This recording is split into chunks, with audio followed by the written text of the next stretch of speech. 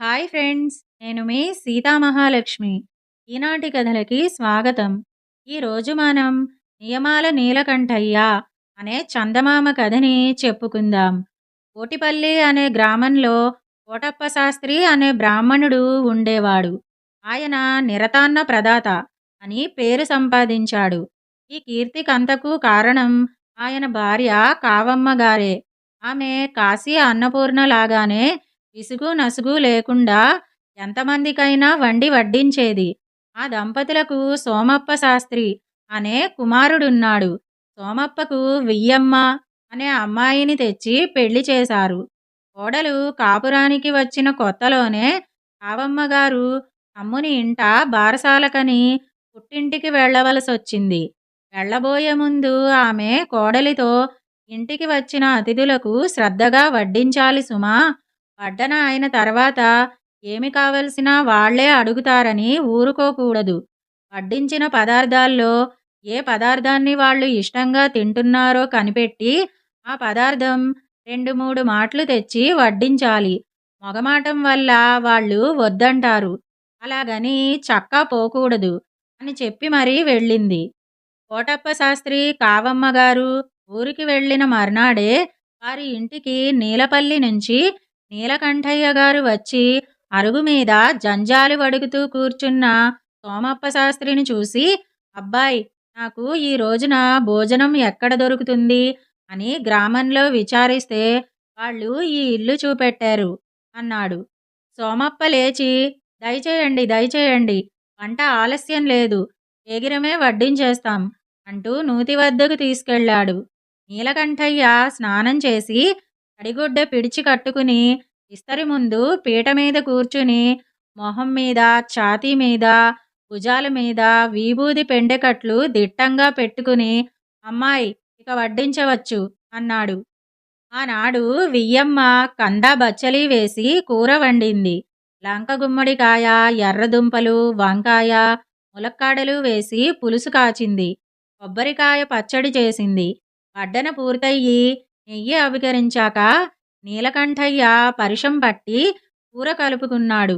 బియ్యమ్మ నెయ్యి వడ్డించి అత్తగారు చెప్పిన ప్రకారం ఆయన ఏ ఏ పదార్థాలు ఇష్టంగా తింటున్నాడో జాగ్రత్తగా కనిపెడుతూ నిలబడింది. నీలకంఠయ్యకు 2 నియమాలు ఉన్నాయి. భోజనం చేస్తున్నంతసేపు మాట్లాడకపోవటం. రెండోది, విస్తట్లో వడ్డించిన ఏ పదార్థము పారేయకుండా తినేయటం.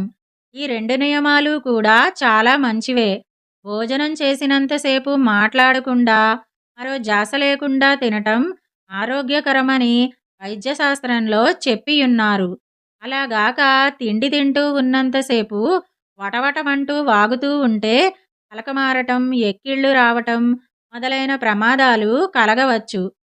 ఇంకా విస్తట్లో వేసినది పారేయకుండా తినటమనేది కూడా మంచి నియమమే.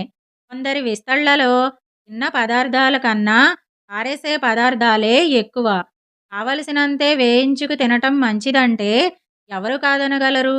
ఈ 2 నియమాలను తండ్రి చెప్పిన ప్రకారం నీలకంఠయ్య పాటించుతూ వచ్చాడే గాని అవి ఎందుకోసం ఏర్పరిచారో అతడెన్నడూ ఆలోచించలేదు.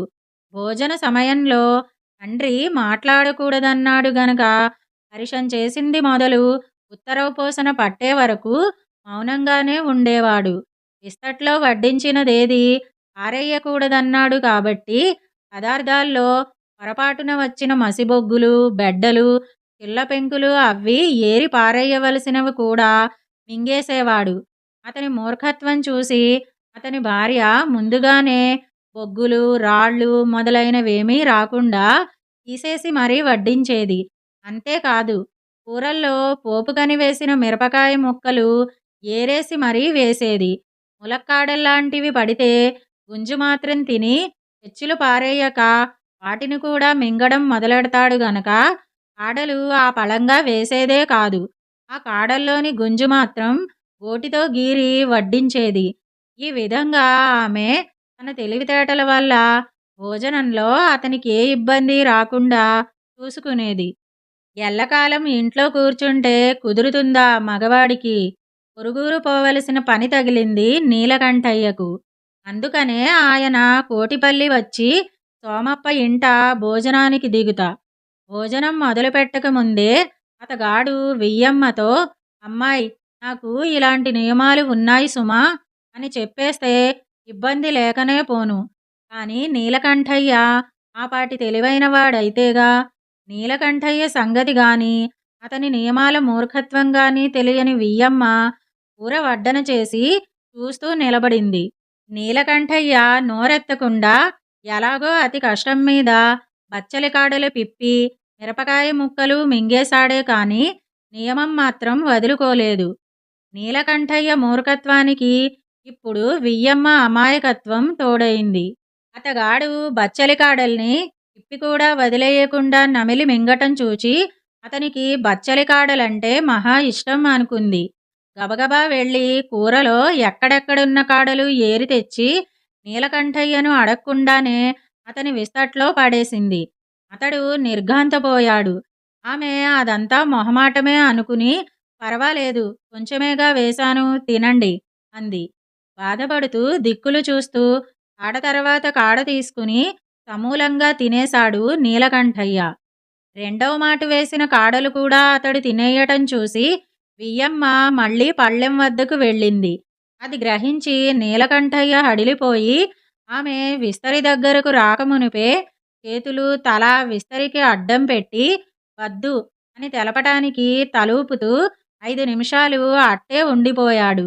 అప్పుడు అనుకున్నదామె తన మనస్సులో, నిజంగా అతను మొహమాట పడటం లేదని. పచ్చలి కాడలు పిప్పి మింగినప్పుడల్లా గొంతు దిగక నీలకంఠయ్య నీళ్లు తాగవలసొచ్చేది. దాంతో కడుపు బరువెక్కిపోయింది.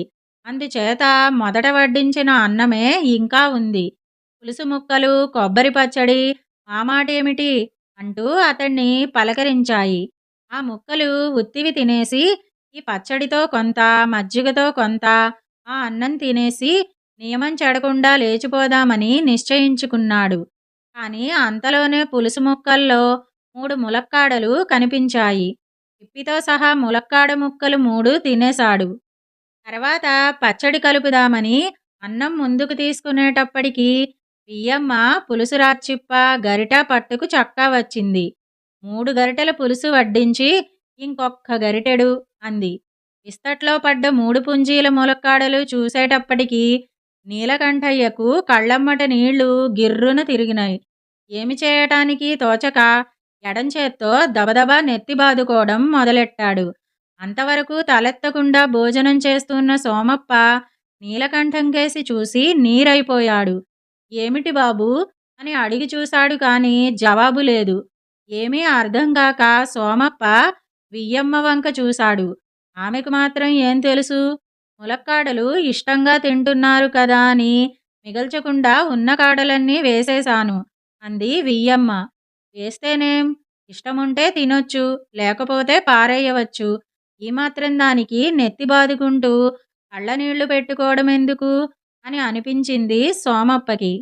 బాబూ, అక్కర్లేకపోతే వదిలిపెట్టేసేయండి, దానికేం పర్వాలేదు అన్నాడు. నీలకంఠయ్య సోమప్పకేసి తీక్షణంగా చూశాడు. ఇలా ఎందుకు చూస్తున్నాడో తెలియలేదు సోమప్పకి. ఎందుకైనా మంచిదని భార్యతో వారిని అడగకుండా ఇంకేమీ వెయ్యకు, కావాలన్నదే తీసుకొచ్చి వడ్డించు అన్నాడు. నీలకంఠయ్య ఒక్కొక్క ములక్కాడే నమిలి మింగేటప్పటికీ చాలాసేపు పట్టింది. ఈయన పిప్పి కూడా మింగేస్తున్నాడేమిటి అని సోమప్ప ఆశ్చర్యపోయాడు గాని ఏమంటే ఏం తంటా వస్తుందో అని ఊరుకున్నాడు. తర్వాత పచ్చడి అన్నం కలుపుకుని తిని మిగతా అన్నం తీసుకున్నాడు.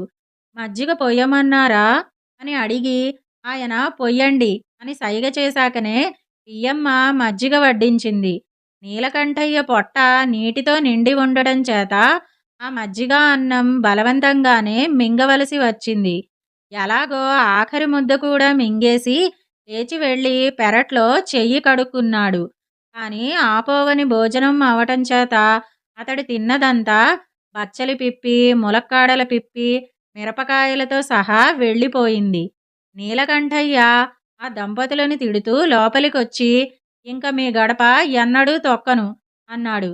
బాబూ, మా వల్ల జరిగిన అపరాధం ఏమిటి?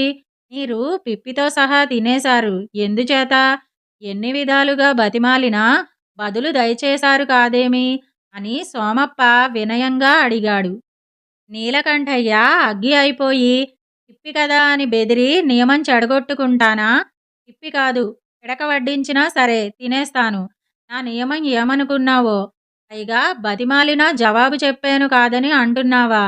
నువ్వు బతిమాలటం కాదు, అరిచి గీపెట్టి చచ్చినా సమాధానం చెప్పను.